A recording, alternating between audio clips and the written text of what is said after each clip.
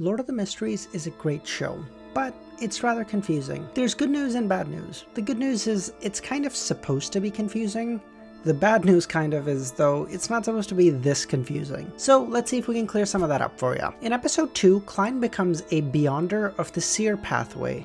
Well, what the hell is a Beyonder and what the hell is a pathway? A Beyonder is effectively a normal person who has gained supernatural abilities via the use of potions. Potions are the main method of gaining strength in Lord of the Mysteries. There are 22 different pathways, each with their own potions and abilities. There are currently 3 pathways that we're aware of in the show: the Seer pathway that Klein is from, the Sleepless pathway that the Captain is from, and the Mystery Prior pathway that the Old Neil is from. Each pathway runs from sequence 9 all the way to sequence 1, and progression is made linearly, meaning you go from 9 to 8 to 7, and so on and so forth. As you move up, you gain new abilities, and it strengthens your abilities that you previously received. Sequence 9 through 7 are considered low sequence pathways. Sequence 6 and 5 are considered mid-sequence, and sequence 4 all the way to 1 are considered high sequence Beyonders. Once you've become a Beyonder of one pathway, you cannot switch your pathway later on, meaning now that Klein has become a sequence 9 of the Seer pathway, he can't just decide, you know what, the Seer pathway kind of actually seems a bit lame, I want to go to the Sleepless pathway. If you were to do that, you would immediately lose control. Like the 2 kidnappers we saw in episode 2, Klein is of the Seer pathway, and the Seer pathway at sequence 9 gains no physical abilities. He is physically just a normal person.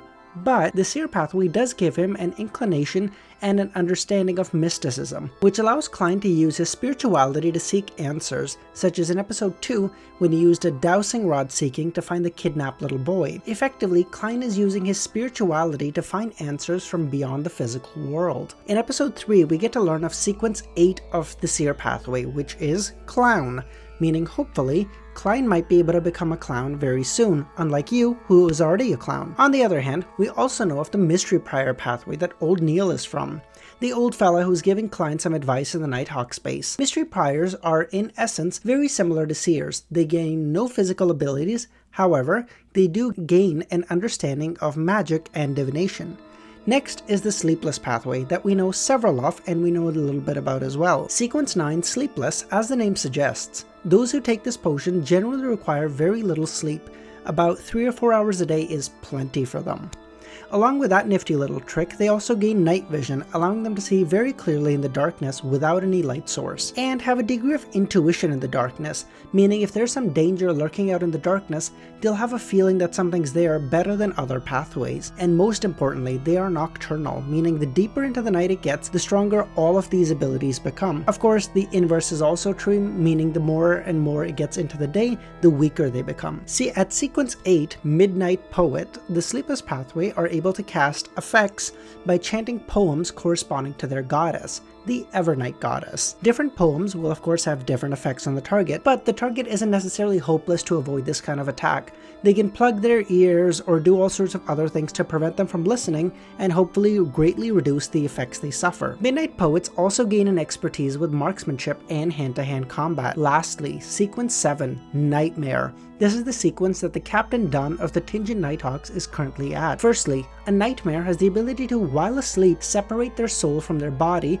allowing them to travel freely without the restriction of a physical body. Their range, however, isn't unlimited. It's limited to about 2 square blocks. Next, dream shaping. A nightmare is able to affect the dreams of others, subtly allowing them to question a suspect in their dreams, causing them to reveal sensitive information in a vulnerable state. This is what Captain Dunn did to Klein to see if he was hiding any information. Next is dream invasion, which allows a nightmare to forcibly pull people into dreams while the person is unaware. The dream, which they can then manipulate via the dream shaping ability I mentioned before, which means this is an unbelievably powerful ability. And secondly, they also have significantly improved spirituality. The spirituality of a nightmare gets significantly enhanced from when they were a Midnight Poet. If you want a more comprehensive look on the Sleepless pathway, check out my other video on the Sleepless pathway itself. But hopefully that clears up some confusion for you. And if you're interested in Lord of the Mysteries and clearing up some more confusions you may have, or just episode breakdown, please like, comment, and subscribe, and I'll catch you on the flip side. Thanks, guys.